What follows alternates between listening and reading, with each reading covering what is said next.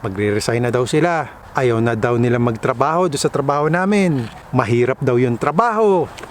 Ang tagal-tagal na niyang sinasabi na siya ay magre-resign. At ang tagal-tagal na niyang sinasabi na hindi maganda sa kumpanya namin. Pero bakit naman nag-i-stay pa sila? Umalis ka na lang sa trabaho. Di ba? Bakit ka pa magtsatsaga sa isang trabaho na feeling mo hirap ka na?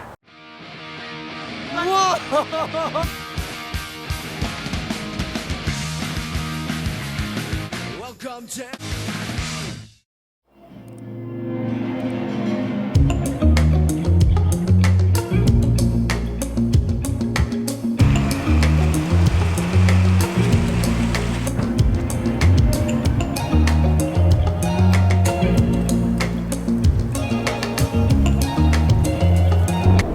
Wala.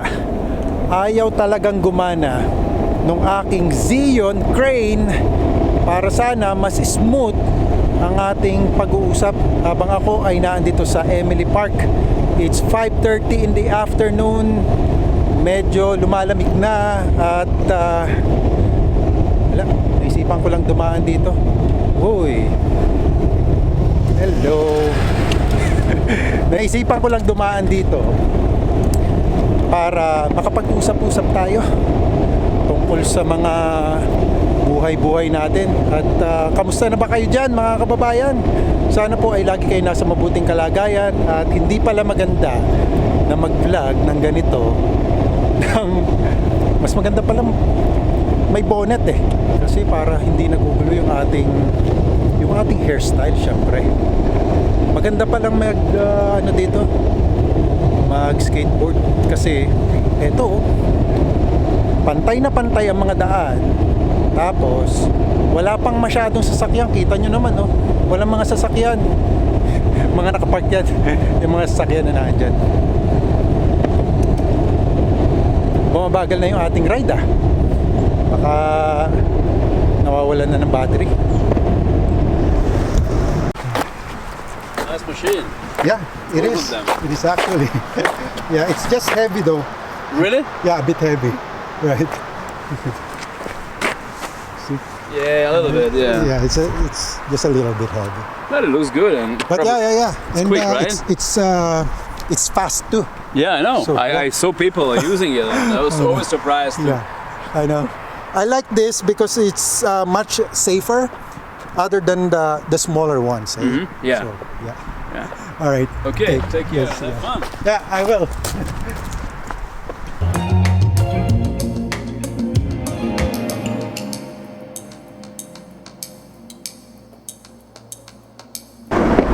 Alam nyo, noon ko pa talaga gusto na mag-skateboard dito sa bridge na to.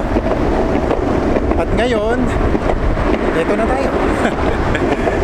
Ayan, marami tayong mga nakakasalubong dito. Hello. Mga nagbabike sila. Medyo mauga or baka kayo mahilo dito sa video ito. Kaya bababa lang ako dito sa bridge na to, tapos mag-uusap na tayo kung ano man yung gusto kong sabihin sa inyo na mensahe about this video. Uulan na naman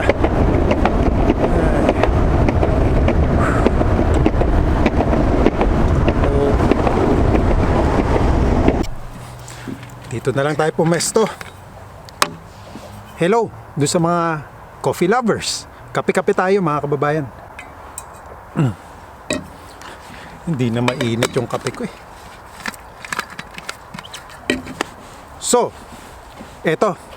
Dahil galing nga lang tayo sa trabaho ngayong araw na ito at meron lang akong spare time para makipagkwentuhan sa inyo, ay naisipan ko na ito ang pag-usapan natin. Kasi naobserbahan ko lang po ito dun sa mga ibang nakasama ko.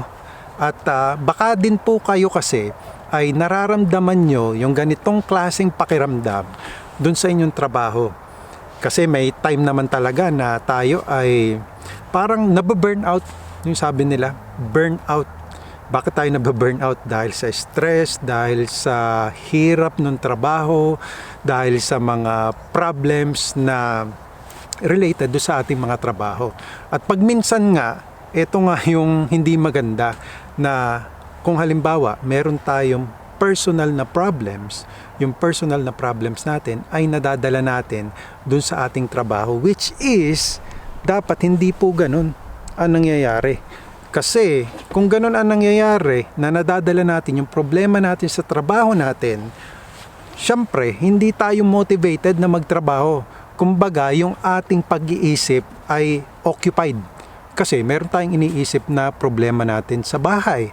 At ganun din naman po which is unfair pag minsan na yung problema naman natin sa trabaho ay nadadala naman natin dun sa ating bahay.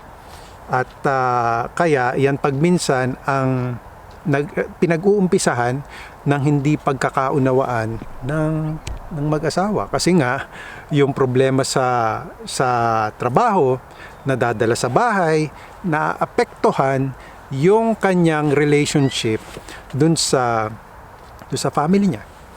Kaya nga po, naisipan ko na pag-usapan natin itong bagay na ito kasi baka mamaya ay nararanasan nyo rin na kayo, pagpunta nyo sa trabaho, ay yung tipong wala na kayong gana, parang feeling ninyo ay hinihila nyo yung iyong paanan papasok sa trabaho, which is hindi po maganda. Kasi nakikita ko nga po yan dun sa ibang mga kasama ko na sila, ang sinasabi nila kung minsan ay they hate their job. Yan po yung naririnig ko pag minsan doon sa ibang mga kasama ko. Talagang ayaw na daw nila doon sa kanilang trabaho. Meron nga po akong mga ilan na nakasama sa aking trabaho na sinasabi nila ito ng matagal ng panahon. Ilang years na naandun sila sa trabaho namin. Pero halos araw-araw na lang or madalas na naririnig nyo doon sa mga ganitong klaseng empleyado ay magre-resign na daw sila. Ayaw na daw nila magtrabaho doon sa trabaho namin. Mahirap daw yung trabaho. Yan po yung kanilang nagiging complaint. Sa akin naman, naisip ko, ang tagal-tagal na niyang sinasabi na siya ay magre-resign. At ang tagal-tagal na niyang sinasabi na hindi maganda sa kumpanya namin, pero bakit naman nag-i-stay pa sila doon sa trabaho? Yung iba, ang sinasabi nila is no choice. Actually, you have a choice You have a choice to stick with the job or you have the choice to find a new job. Yun po yung marirecommend ko. Kung halimbawa, sinasabi nyo na kayo ay hate nyo na yung trabaho na parang halos isumpa nyo na yung trabaho nyo araw-araw, hindi po yun healthy. Hindi po yun healthy sa inyong sarili. Hindi po yan healthy sa trabaho nyo mismo. Kasi parang pinapahirapan nyo po yung sarili ninyo at pinapahirapan nyo rin po yung inyong trabaho. And going back do sa sinasabi kong meron po kayong choice. Hindi po totoo na wala kayong choice. Life is a choice. Yun nga ang sabi nila. Kahit pa sabihin mo na ikaw ay temporary foreign worker, kasi meron po akong nakasama na temporary foreign worker, nung temporary foreign worker pa po kami, na hindi po siya nagtagal doon sa employer namin kasi hindi po sila magkasundo Kaya naisipan niya na humanap na lang ng ibang employer while he is a temporary foreign worker. Pwede po yun mga kababayan kung feeling mo, sa palagay mo ay nakakaranas ka ng abuse. Nagawa na nga po ako ng video patungkol dyan I-review nyo na lang po para malaman nyo at maintindihan nyo na meron po kayong option. Meron po kayong choice na humanap ng ibang employer. Yan nga po ang aking maire-recommend na umalis ka na lang sa trabaho. Di ba? Bakit ka pa magtsatsaga sa isang trabaho na feeling mo hirap ka na?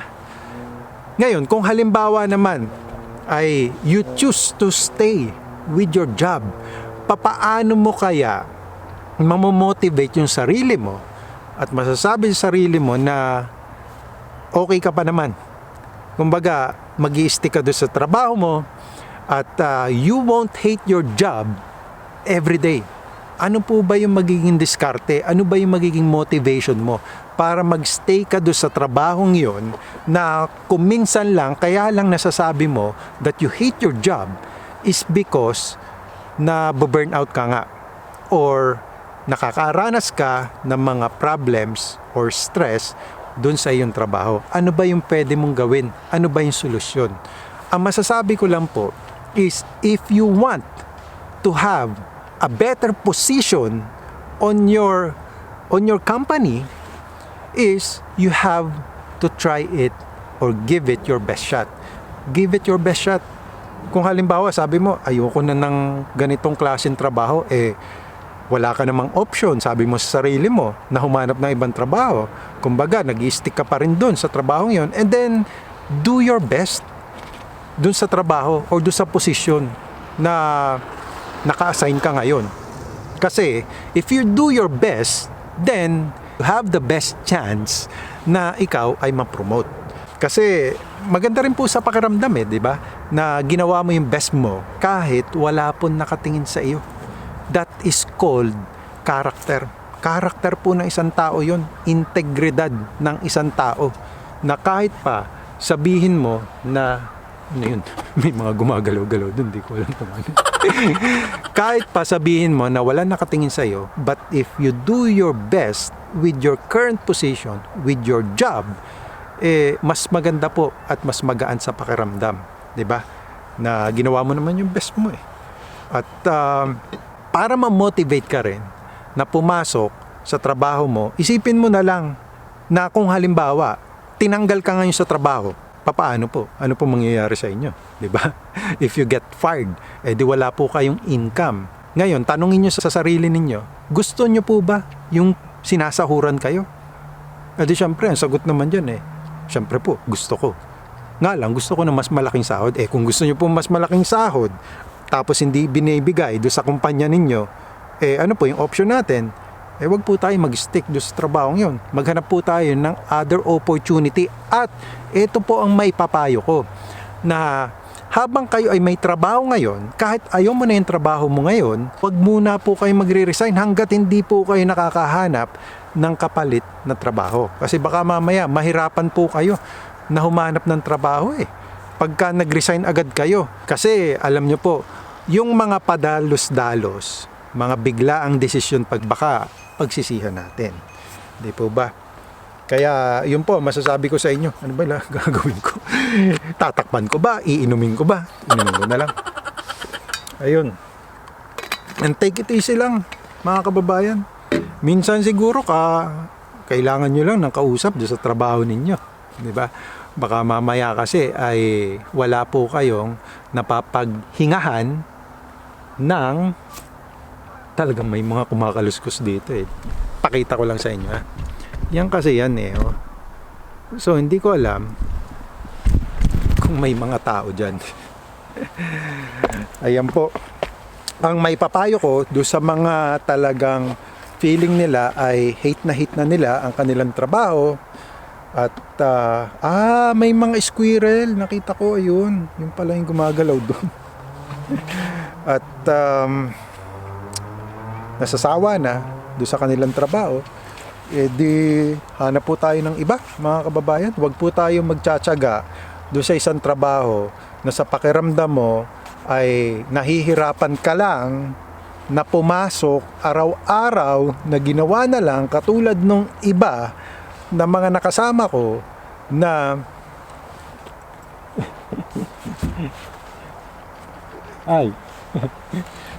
napansin ko siya doon sa camera ko nagagano siya kasi siguro nilalamok siya, maraming lamok kaya gano'n.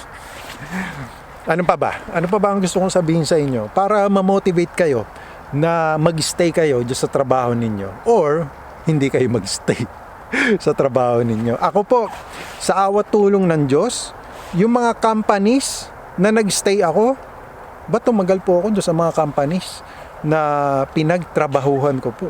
Yung trabaho ko sa Pilipinas, yun yung una at huli kong trabaho sa Pilipinas. Tapos, after 9 years, syempre, nagkaroon lang ng opportunity dito sa Canada, kaya po ako umalis at pumunta dito sa Canada. Now, nung nandito naman na po ako sa Canada, Siyempre, nag-stay po muna ako sa isang employer while I am a temporary foreign worker pa. I believe nag-stay ako doon sa una kong employer dito at nag-PR sa akin na employer ko. Nag-stay po ako ng almost 3 years bago po ako umalis. Kasi alam naman po nila nung mga employers dito na kapag ka sila ay nag-hire ng temporary foreign worker, ay maaari pong umalis din yung temporary foreign worker na yon pag na-PR sila. Siyempre po, pag na-permanent resident na po kayo dito sa Canada, mas marami na po kayong opportunity. Mas marami na po kayong pwedeng puntahan na ibang trabaho. May mga options na po kayo kung naghahanap kayo na malaking sahod. Kung gusto nyo naman na mag-aral ulit, mag-continuing learning dito sa Canada, bakit hindi, 'di ba? Para naman nang sa ganon ay mas maging maganda yung inyong sahod, yung inyong position na talagang inaasam-asam. Yan po yung kasi pwede nyong gawin Pagka po kasi kayo ay temporary foreign worker pa lang, limited pa lang po kasi you are, ang tawag dun sa iyong work permit is employer specific na work permit. Kaya dun pa lang po kayo magi-stay sa employer na yon. Pero then again, pagka po kayo, sabi ko nga kanina, nakaranas ng hindi maganda dun sa inyong employer, may option din naman po kayo na umalis sa employer na yon at maghanap ng ibang employer. Tapos, after 3 years ko po, from Lethbridge po kasi ako lumipat na po ako dito sa gawin ng Edmonton. At dito na po ako nag-stay. Tapos, nung nasa Lethbridge po kasi ako noon, bago po ako nag-resign doon sa aking employer, ay lipat muna tayo ng ibang angle. Para naman, wala lang. Para lang iba. Ganun pa din no? Ayun po. Kasi nasa cleaning po ako noon dati at sabi po sa akin nung employer ko dati na pagka ikaw ay nakapasok na sa cleaning, marami kang opportunity na pwedeng pasukan kasi marami pong iba't ibang klase mga cleaning na businesses Kaya nga hanggang ngayon po, may isa pa po akong trabaho na nasa cleaning ako. Pero yung isa ko pong trabaho, nag-resign na po ako at I am working towards quitting my jobs. Kasi po meron akong isang panibagong opportunity wherein kung ako ay magiging successful, magiging successful ako. Yun lang po. Sana po mga kababayan ay meron po kayong natutunan sa ating pinag-usapan ngayon at kayo ay na-inspire na either magstay ba kayo doon sa inyong trabaho na palagay nyo ay hate nyo na, mag-regain ba kayo ng parang sabi nating second chance doon sa trabaho ninyo, pagbigyan nyo pa yung trabaho ninyo. Baka naman kailangan nyo lang po na magbakasyon, di ba? Kasi pag minsan kailangan po natin mag-take a break para po tayo pagbalik po natin doon sa ating trabaho ay motivated na po ulit tayo. Minsan kailangan nyo lang po mag-break di ba? Or kung halimbawa masabi nyo sa sarili nyo talagang ayoko na sa trabahong ito, then it's time to make a change. At sabi ko nga, life is a choice, mga kababayan. Yes, and that's it for me today, mga kababayan. I hope you like this video. If you do, please always give it a thumbs up. And as always, more tips, informations, and opportunities to come. I will see you, God willing, on my next video. Samahan nawa kayong parati ng Panginoon sa inyong pang-araw-araw na buhay at sa inyong mga pag-apply. Magandang araw po sa inyo lahat. Ayun. Buti na lang, mayroon pang battery itong aking skateboard Or else, maglalakad tayo ng medyo malayo-layo. Tapos, ito pang skateboard na ito. Mabigat din ito Hindi ganun kagaan. Ang kagandahan lang sa skateboard na ito ay much safer siya kasi malaki siya longboard kaysa dun sa maliit na skateboard. Ano na naman kaya ang next na pag-uusapan natin next time? Bahala na.